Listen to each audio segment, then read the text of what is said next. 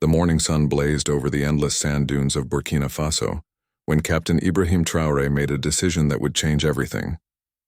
Standing on the balcony of the presidential palace in Ouagadougou, he watched the city slowly wake up below him. The streets were already busy with vendors selling mangoes and women carrying water jugs on their heads. But Ibrahim's mind was somewhere else entirely. For months he had been thinking about food. Not the fancy meals served at government dinners, but the empty stomachs of his people. Burkina Faso was struggling.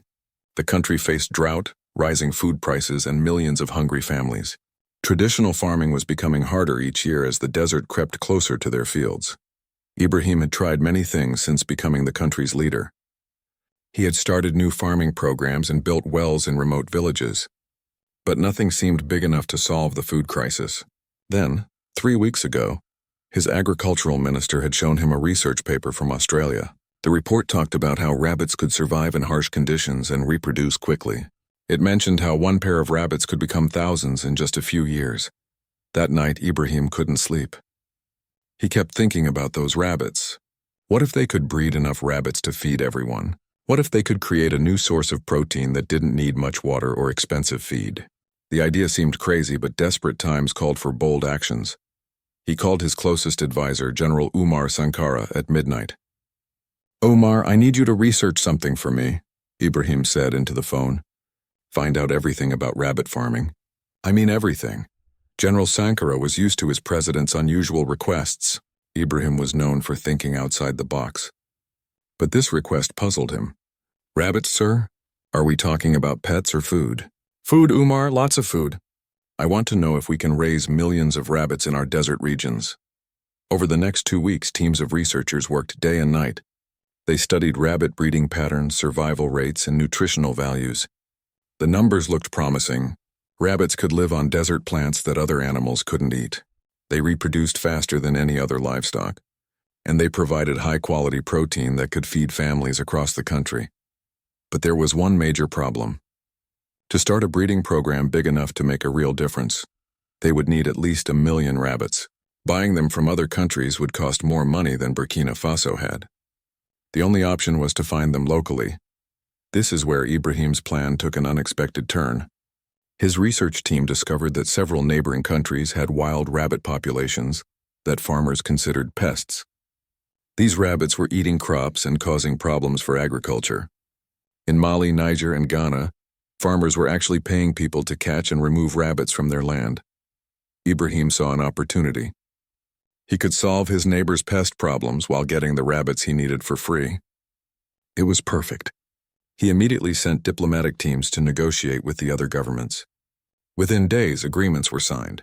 Burkina Faso would help remove unwanted rabbit populations from neighboring countries. The collection operation began in the first week of March. Thousands of local hunters and farmers were hired to catch rabbits using humane traps. The rabbits were transported in large trucks with proper ventilation and food supplies. Ibrahim insisted that the animals be treated well during the journey. As the trucks rolled into Burkina Faso carrying their cargo of rabbits, excitement built across the country. News stations covered the story daily. Children lined the roads to wave at the rabbit trucks passing by. People started calling it Operation Desert Feast. Ibrahim chose a remote area in the northern desert region for the release site. The location was far from major cities, but close enough to monitor the rabbit population as it grew. The area had scattered acacia trees and desert grasses that rabbits could eat. More importantly, it was surrounded by natural barriers that would keep the rabbits contained in a specific region. On the morning of the release, Ibrahim stood before television cameras from across West Africa. Behind him stretched endless sand dunes dotted with green vegetation. Hundreds of large metal cages containing rabbits were arranged in rows as far as the eye could see. "Today, we take a bold step toward feeding our people," Ibrahim announced to the cameras. "These rabbits will multiply and provide protein for millions of families. We are turning our desert into a source of life." The crowd cheered as workers began opening the cages. Thousands of brown and white rabbits hopped out into the morning sun, sniffing the desert air. Some immediately began eating the sparse grass, while others explored their new surroundings. It was a remarkable sight that would be remembered for generations. But as Ibrahim watched the rabbits scatter across the desert landscape, He had no idea what forces he had just unleashed. The mathematical reality of rabbit reproduction was about to collide with the delicate ecosystem of the Sahel region in ways that no research paper could have predicted. Dr. Fatima Ouellet, a wildlife biologist who had tried to warn the government about potential risks, watched the release from a nearby hilltop. She had submitted a report weeks earlier explaining how introducing large numbers of non-native animals could disrupt local ecosystems. Her warnings had been dismissed as academic overcaution. "They have no idea what they've done," she whispered to her research assistant as they watched rabbits disappear into the vast desert. "This isn't going to end the way they think it will." The first few days after the release seemed to prove Ibrahim right. The rabbits appeared to be adapting well to their new environment. They found water sources and began eating desert plants that had previously gone unused. Local news reports showed footage of healthy rabbits thriving in the harsh conditions. Ibrahim felt vindicated. His bold experiment was working exactly as planned. He began making plans to expand the program to other regions of the country. International news outlets started covering the story, calling it an innovative approach to food security in Africa. But deep in the desert, away from the cameras and celebrations, something unexpected was beginning to happen. The million rabbits were doing exactly what rabbits do best. They were multiplying at a rate that would soon overwhelm every calculation and prediction that had been made. The stage was set for an ecological drama that would capture the world's attention and teach everyone involved that nature always has the last word in any human plan, no matter how well-intentioned it might be. 3 months after the great rabbit release, the first signs that something was wrong appeared in a small farming village called Kudugu, about 50 kilometers from the release site. Issa Ouedraogo was checking his millet fields early one morning when he noticed something strange. Large sections of his crops had been eaten overnight, but not by the usual suspects like goats or insects. The plants were cut clean near the ground, Issa later told his neighbors at the village meeting, and there were small round droppings everywhere, more than I had ever seen before.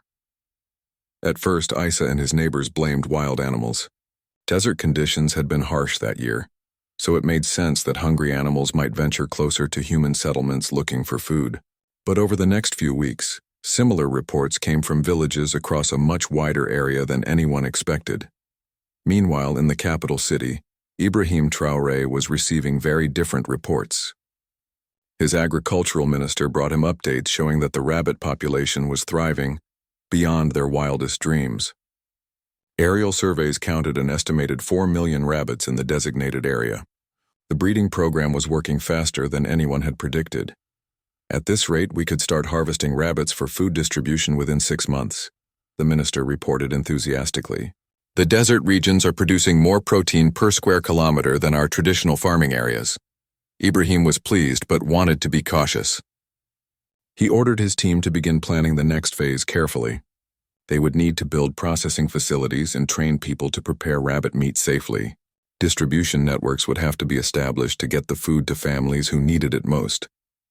But while Ibrahim's team celebrated their success in air-conditioned government offices, Dr. Fatima Ouellet was documenting a very different reality in the field.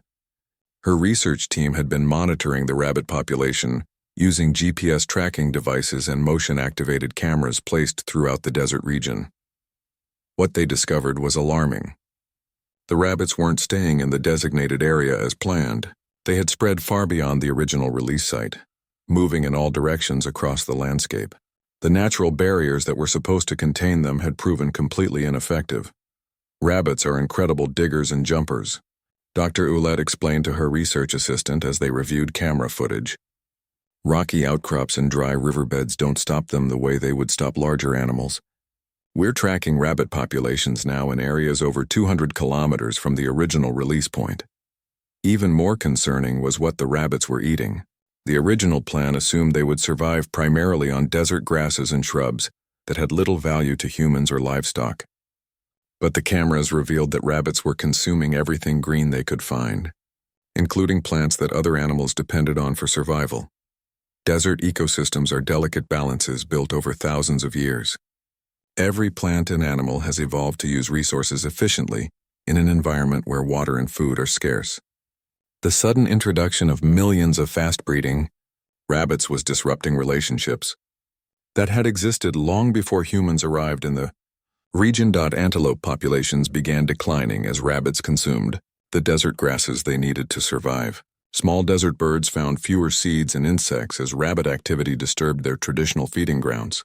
Even lizards and snakes were affected as the rabbits changed the landscape by eating vegetation that provided shelter and hunting grounds. The ecological disruption accelerated when the rabbits discovered irrigated farmland.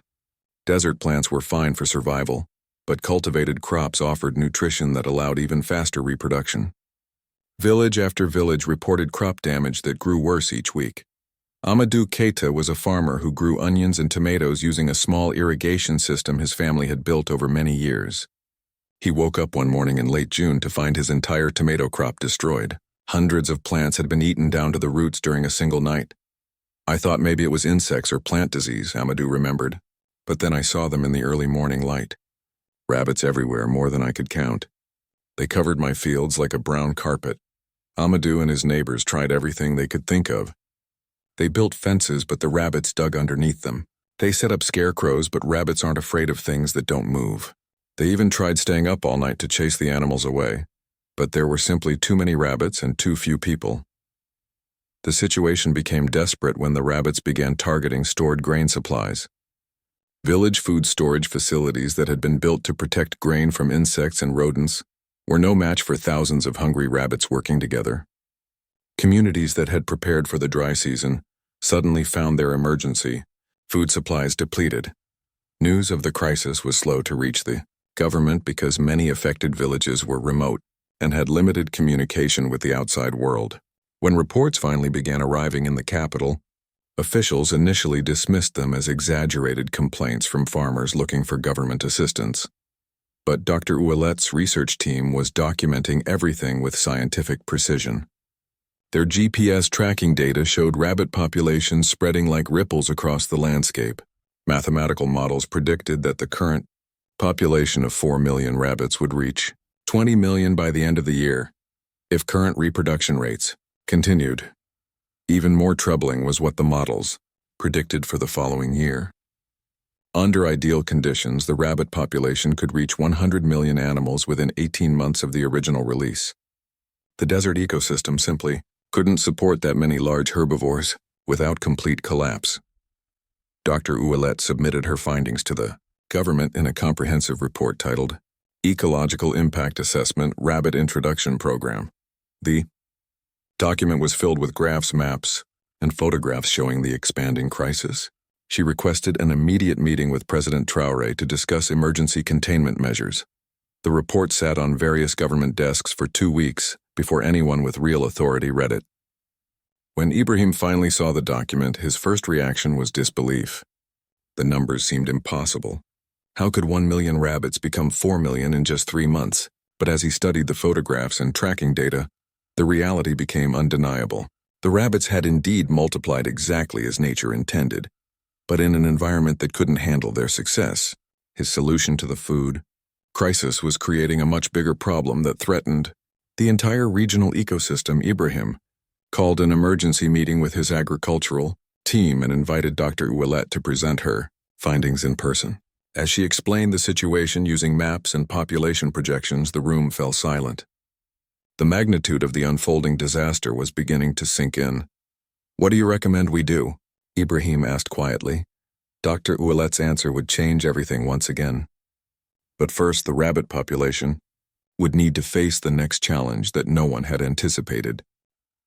The attention of the international community and media organizations that were just beginning to understand what was happening in the West African desert. The story broke internationally on a Tuesday morning when a BBC correspondent named Sarah Chen happened to be in Mali covering drought conditions. She was interviewing farmers about water shortages when one of them mentioned something unusual happening across the border in Burkina Faso. "The rabbits came from the sky like locusts," the farmer told her in broken French. "They eat everything and make babies faster than rain falls in the wet season." Sarah's journalistic instincts immediately recognized a potential story. She had covered environmental issues across Africa for over a decade, and something about the farmer's description didn't sound like typical wildlife behavior. She convinced her camera operator to make the journey to Burkina Faso to investigate. What Sarah discovered when she reached the affected region was beyond anything she had expected to find. Entire landscapes had been transformed by rabbit activity.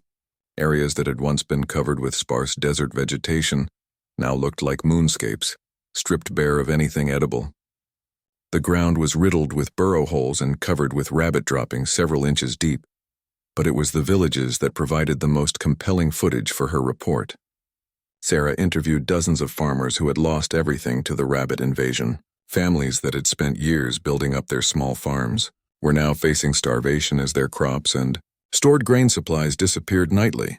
"We planted our fields 3 times this season," explained Marie Sankara, a widow with 4 children. "Each time the rabbits ate everything before harvest. Now we have no seeds left to plant again and no money to buy more." Sarah's camera captured images that would soon appear on television screens around the world. Vast herds of rabbits moving across the landscape like brown rivers. Destroyed agricultural fields that looked like they had been hit by natural disasters. Children holding empty bowls while millions of potential meals hopped around just outside their villages. The international media response was immediate and intense. News organizations from Europe, America, and Asia dispatched teams to cover what they began calling the Great Rabbit Crisis.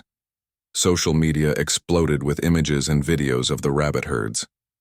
Scientists, environmentalists, and policy experts appeared on television programs to debate what had gone wrong. But international attention brought something unexpected, along with the news crews and documentary filmmakers. Wildlife enthusiasts and animal rights activists from around the world began arriving in Burkina Faso, determined to protect what they saw as an incredible natural phenomenon. Dr. James Patterson from the International Wildlife Protection Society flew in from London with a team of lawyers and publicists. He immediately began organizing protests against any attempts to reduce the rabbit population through culling or relocation. These rabbits have established a thriving ecosystem in one of the world's harshest environments, Dr. Patterson announced at a press conference in Ouagadougou. They represent an amazing success story of animal adaptation. Any attempt to harm them would be an ecological crime. The international pressure complicated an already difficult situation for Ibrahim Traoré. His government was being criticized for creating the crisis in the first place, but now they were also being told they couldn't take the most obvious steps to solve it. Every proposed solution seemed to create new problems. Meanwhile, the rabbit population continued its explosive growth. Dr. Ouellet's latest surveys estimated over 8 million rabbits spread across an area larger than Switzerland. The animals had reached the borders of neighboring countries, creating diplomatic tensions as governments worried about cross-border ecological damage.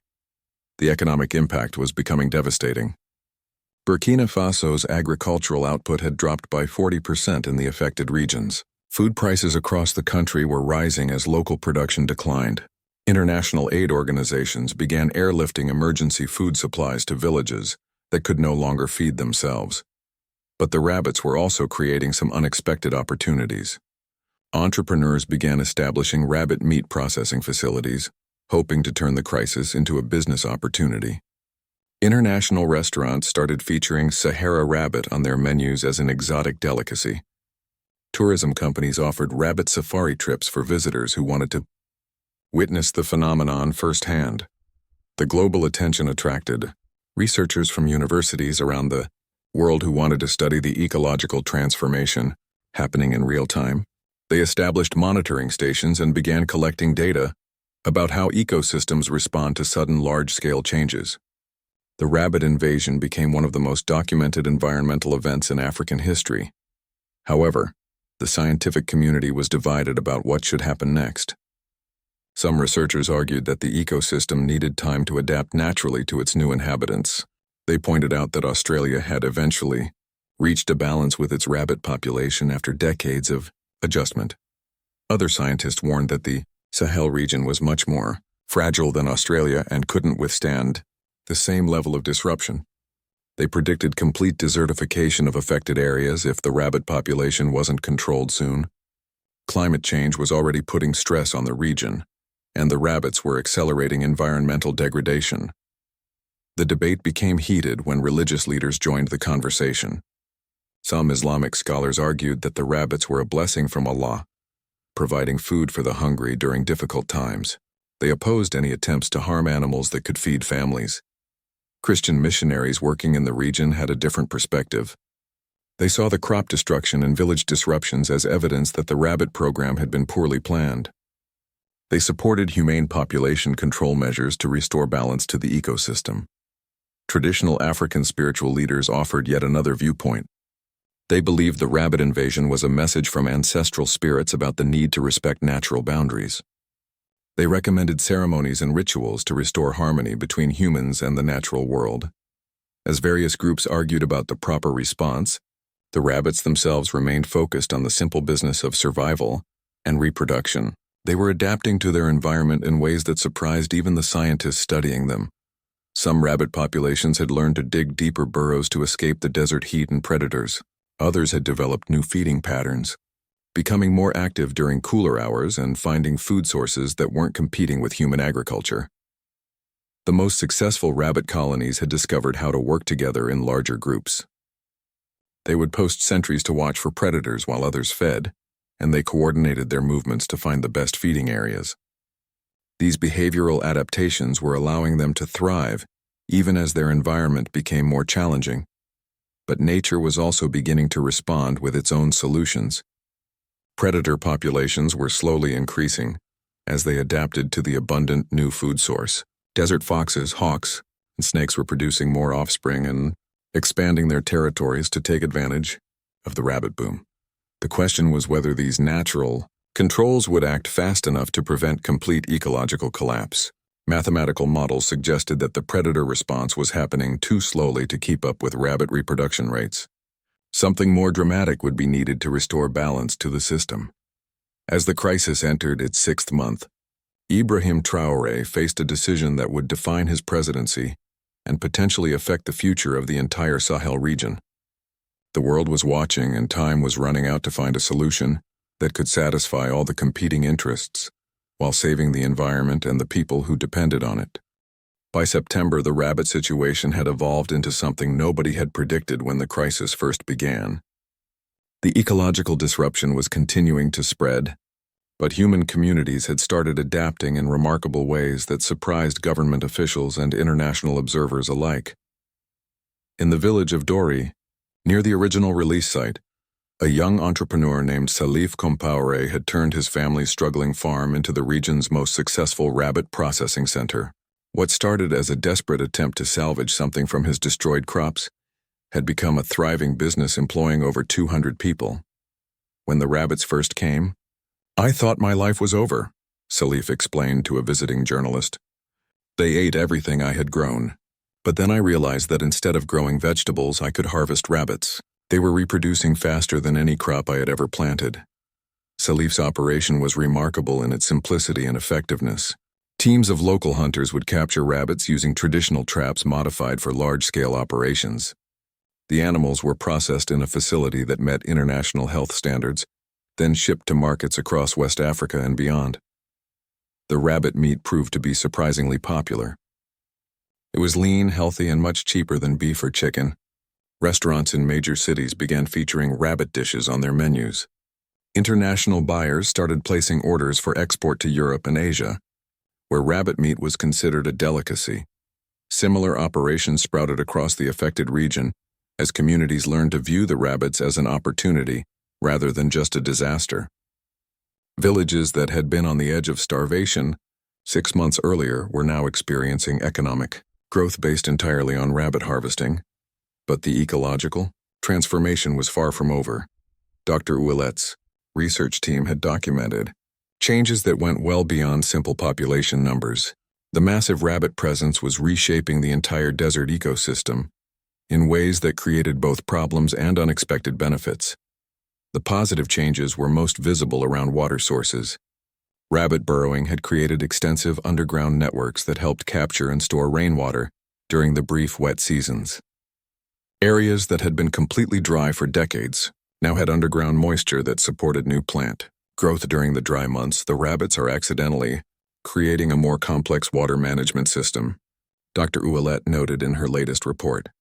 Their burrows are acting like a natural irrigation network that's bringing moisture to plant roots that couldn't access it before.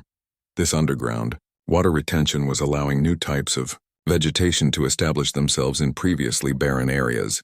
Hardy desert plants that had been extinct in the region for generations were beginning to reappear as soil conditions improved through rabbit activity. However, the environmental transformation was also creating new challenges that required constant monitoring and adjustment. The rabbit population had reached an estimated 12 million animals, but their distribution across the landscape was becoming increasingly uneven. Some areas were experiencing complete vegetation collapse as rabbit density exceeded what the land could support. These zones were expanding outward like circles of destruction, leaving behind moon-like landscapes, where even the hardiest desert plants couldn't survive. Other regions had found a more sustainable balance where rabbit populations remained stable and actually seemed to be improving soil conditions through their natural fertilization and ground disturbance activities. Understanding why some areas succeeded while others failed became crucial for managing the ongoing situation. The international community's response had also evolved significantly since the initial media attention. The World Bank announced a $50 million program to help affected communities develop sustainable rabbit-based economies. The program provided training, equipment, and market connections to help local people benefit from the rabbit boom. European Union agricultural experts arrived to help establish quality control systems for rabbit meat exports. They worked with local communities to build processing facilities that met international standards, opening up lucrative overseas markets for the growing rabbit industry. But the most significant development came from an unexpected source.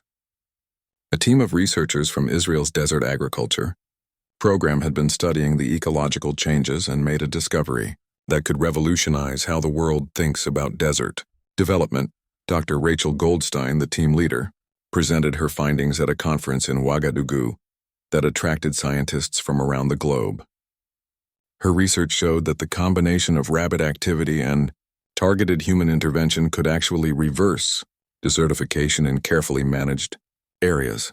The rabbits are doing something we've never seen before on this scale, Dr. Goldstein explained to the packed auditorium. Their burrowing and fertilization activities, combined with proper water management and selective replanting, can transform desert areas into productive semi-arid ecosystems. The Israeli team had identified specific techniques for working with rabbit populations to enhance, rather than damage, environmental conditions. By controlling rabbit density in certain areas and encouraging it in others, human managers could guide the ecological transformation toward beneficial outcomes. This discovery attracted attention from the United Nations Environmental Program, which began exploring whether the Burkina Faso situation could become a model for addressing desertification problems across Africa and other continents. Meanwhile, the rabbits themselves continued to surprise everyone with their adaptability. The animals had developed distinct populations with different characteristics depending on their local environments. Desert rabbits had become smaller and more efficient at water conservation. Rabbits near agricultural areas had grown larger and developed different feeding patterns. Some rabbit populations had even learned to coexist more effectively with human communities. In villages where people had established regular rabbit harvesting routines, the animals seemed to maintain more sustainable population levels and caused less crop damage. These behavioral adaptations suggested that the ecosystem might eventually reach a natural balance, but the timeline remained uncertain. Some computer models predicted stability within 2 years, while others suggested the disruption could continue for decades. The cultural impact of the rabbit phenomenon was equally remarkable. Children in affected areas had grown up considering vast rabbit herds as normal parts of their environment. They had developed new games and songs based on rabbit behavior. Traditional stories and folklore were evolving to incorporate the rabbit invasion into local cultural narratives. Religious communities had also adapted their practices and interpretations. Many Islamic scholars had concluded that the rabbits represented a test of human wisdom and resourcefulness. They encouraged communities to find sustainable ways to benefit from Allah's gift while maintaining environmental responsibility. Christian missionaries working in the region began incorporating themes of environmental stewardship, and adaptation into their teachings. They emphasized how communities could work together to turn challenges into opportunities. Through faith and cooperation, traditional African spiritual practices evolved to include rabbit populations. In seasonal ceremonies and harvest rituals, elders developed new protocols for maintaining harmony between human needs and natural systems that included millions of rabbits as permanent community members. As the first anniversary of the original rabbit release approached, Ibrahim Traoré faced a completely different situation than anyone had expected 12 months earlier. The crisis had evolved into something much more complex than a simple environmental disaster or agricultural program gone wrong. The rabbit phenomenon had become a living laboratory for sustainable development, ecological adaptation, and community resilience. International experts were studying every aspect of how human and natural systems had responded to massive sudden change. But significant challenges remained. Climate change was putting additional stress on the region through irregular rainfall and rising temperatures. The rabbit populations were still growing in some areas while declining in others. Political pressure from various interest groups continued to complicate decision-making about long-term management strategies. The next phase of the rabbit story would determine whether this accidental experiment in ecological transformation would ultimately be remembered as a disaster that was successfully managed or as a breakthrough that changed how humans interact with desert environments around the world. The turning point came during the Harmattan season, when dry winds from the Sahara typically brought months of dust and difficult conditions to West Africa. Instead of the usual environmental stress, the region experienced something unprecedented that changed how everyone understood what had been happening with the rabbit populations. Dr. Fatima Ouellet was conducting her regular monthly survey when she noticed the first signs of the change. Flying over areas that had been completely stripped of vegetation 6 months earlier, she saw patches of green that shouldn't have existed during the driest time of year. "Stop the helicopter," she told her pilot, staring down at what looked impossible. "I need to land and examine this more closely." What she found on the ground challenged everything scientists thought they knew about desert ecology and rabbit behavior. The green patches were new plant communities that had never existed in the region before. Desert grasses from different climate zones were growing alongside plants that typically survived only in wetter areas. Even more surprising was how the rabbit populations were interacting with this new vegetation. Instead of eating everything in sight, the rabbits seemed to be selectively grazing in patterns that encouraged plant diversity and growth. They were acting more like careful gardeners than destructive pests. Dr. Ouellet collected soil samples and plant specimens, then rushed back to her laboratory in Ouagadougou. The analysis revealed something extraordinary. The soil composition had been fundamentally altered by 2 years of intensive rabbit activity.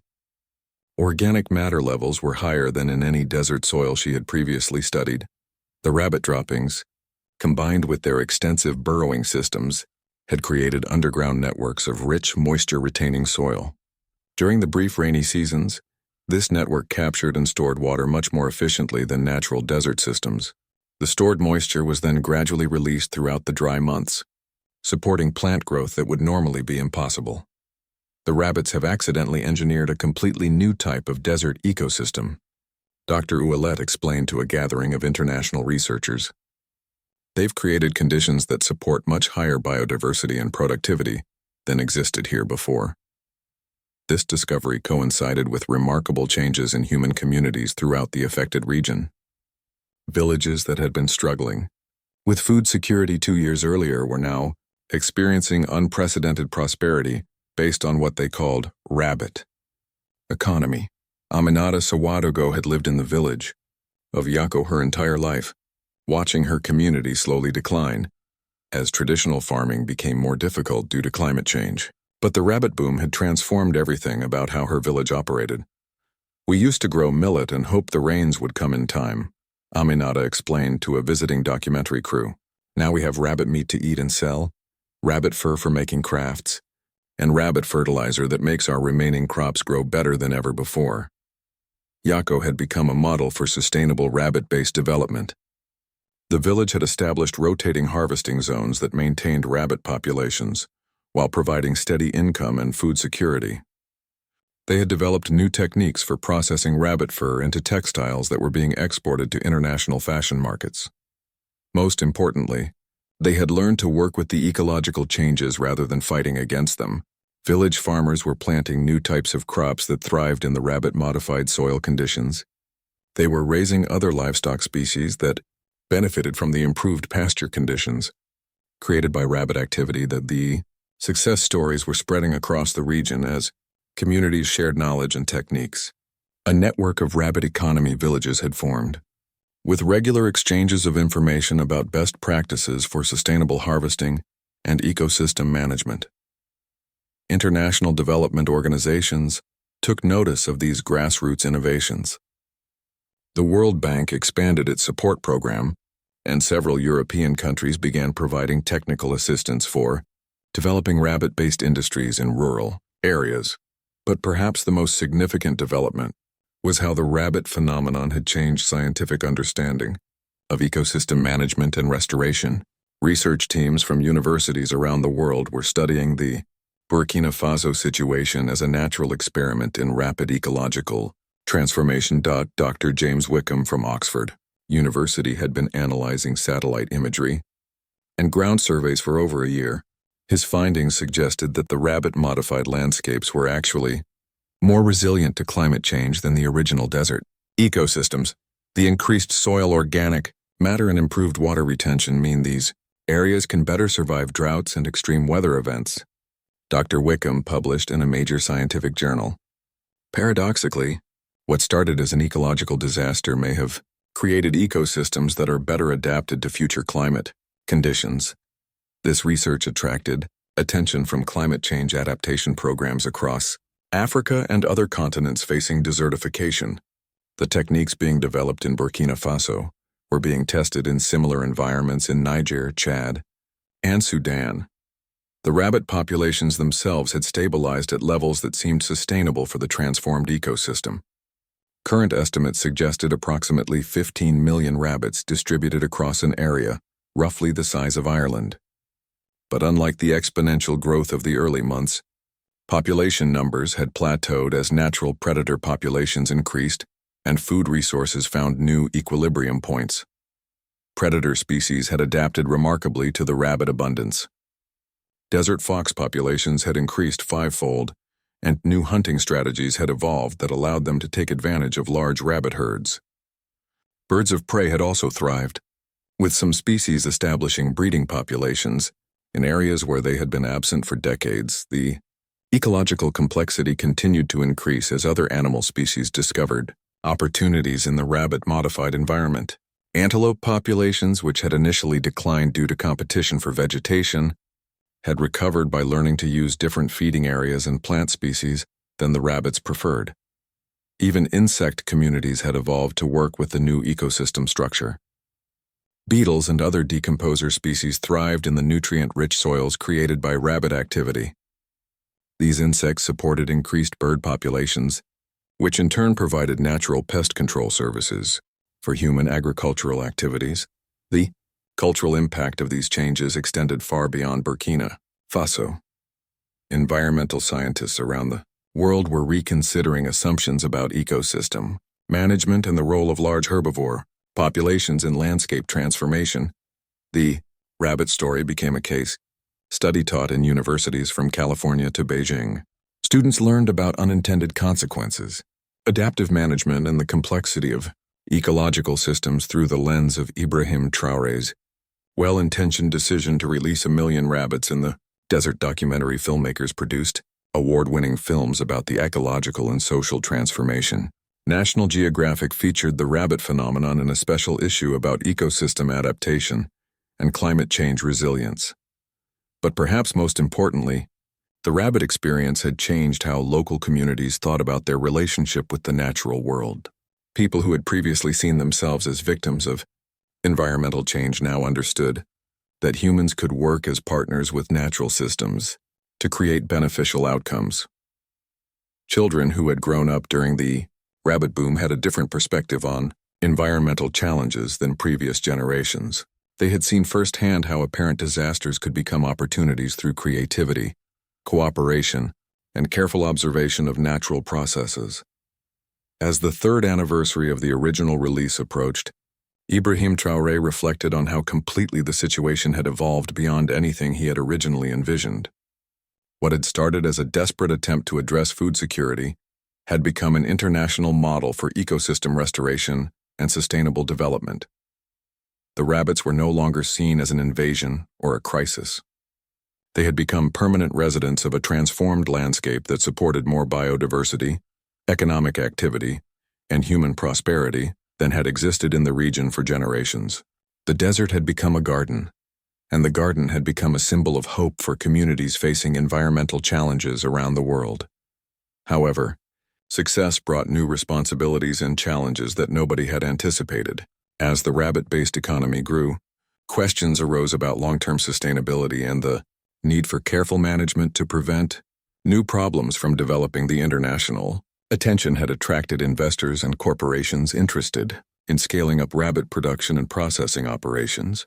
While economic development was welcome, community leaders were concerned about maintaining local control over resources that had become central to their survival and prosperity. Traditional governance systems had evolved to include rabbit management as a core responsibility. Village councils now included positions for rabbit population monitors and harvesting coordinators. These roles required new types of knowledge that combined traditional ecological understanding with modern scientific techniques. Young people who had learned to work with rabbit populations were developing skills that made them valuable beyond their local communities. 5 years after Ibrahim Traoré released 1 million rabbits into the Burkina Faso desert, the world looked very different than anyone could have imagined. The rabbit phenomenon had evolved into something far beyond an environmental experiment or agricultural program. It had become a living example of how human communities and natural systems could adapt together to create entirely new possibilities for prosperity and sustainability. The transformation was most visible from space. Satellite images showed vast areas of the Sahel region that had changed from brown and barren to green and productive. What meteorologists now called the rabbit effect had created microclimates that supported vegetation patterns unlike anything previously documented in scientific literature. NASA researchers studying the satellite data had identified over 300 square kilometers where the rabbit-modified ecosystems were actually reversing desertification, processes that had been ongoing for decades. The underground water retention systems created by rabbit burrows were supporting plant communities that helped stabilize soil and create local weather patterns that brought slightly more rainfall to the region. But the most remarkable changes were happening in human communities that had learned to thrive as partners with the rabbit populations. The village of Kaya had become an international destination for sustainable development experts who wanted to understand how traditional communities could successfully manage complex ecological transformations. Fatou Kabore, who had been elected as Kaya's first female mayor, welcomed a delegation of United Nations officials who had come to study the village's rabbit management system. She walked them through agricultural areas where rabbit grazing had been carefully coordinated with crop production to create farming systems that were more productive than anything that had existed in the region before. The rabbits taught us that we were thinking too small, Fatou explained as they observed children helping to guide rabbit herds between different feeding areas. We used to try to control nature. Now we work with nature to create abundance for everyone. Kaya's rabbit management system had become a model that was being replicated across West Africa and beyond. The village maintained detailed records of rabbit population levels, breeding patterns, and grazing rotations that ensured sustainable harvesting while supporting ecosystem health. The economic benefits were remarkable. Kaya's annual income from rabbit-related activities exceeded what the entire region had generated from traditional agriculture before the rabbit program began. But the wealth was distributed broadly across the community, rather than concentrated in the hands of a few large operators. Every family in Kaya participated in some aspect of the rabbit economy. Some specialized in breeding and population management.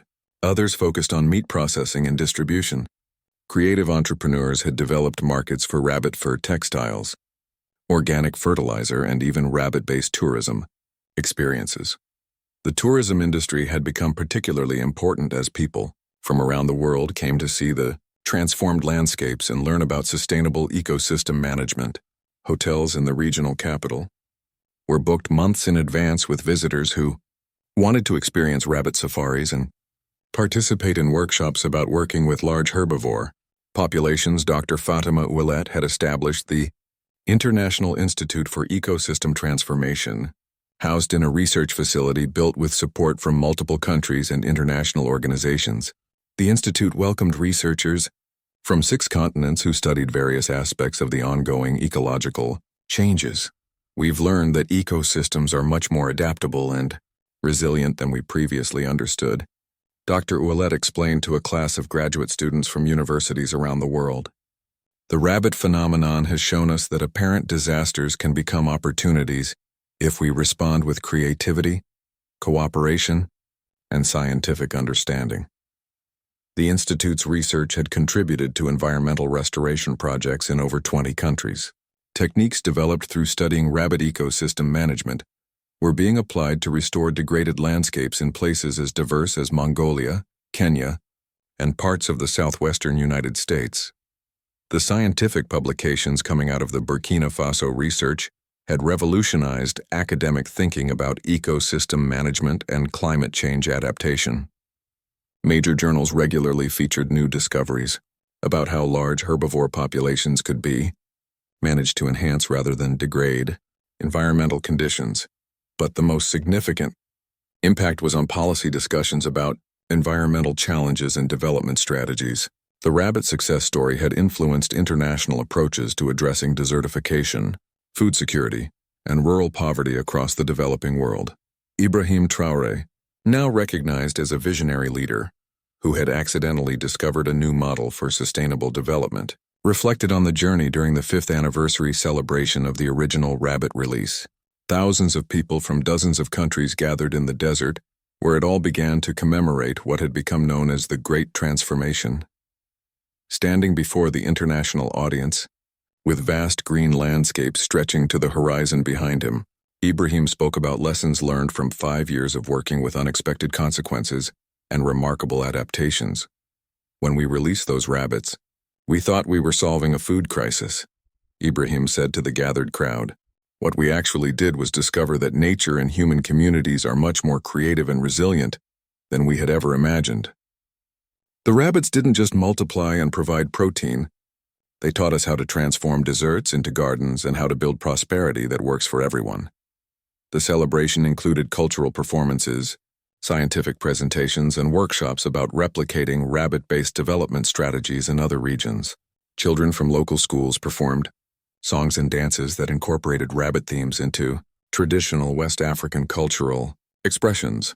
International dignitaries praised the transformation and announced new programs to support similar initiatives in their own countries. The European Union committed funds for rabbit-based ecosystem restoration projects in southern Europe. Several Asian governments expressed interest in adapting the techniques for addressing desertification in their regions, but perhaps the most meaningful part of the anniversary celebration was the gathering of ordinary people whose lives had been fundamentally changed by learning to work with rabbit populations. Farmers, entrepreneurs, students, and community leaders shared stories about how the rabbit phenomenon had created opportunities they never could have imagined. As the celebration continued into the evening, with bonfires illuminating landscapes that teemed with life and possibility, it was clear that the 1 million rabbits released 5 years earlier had done much more than anyone could have predicted. They had demonstrated that environmental challenges could become environmental opportunities when communities approached them with openness, creativity, and determination to work with natural systems rather than against them.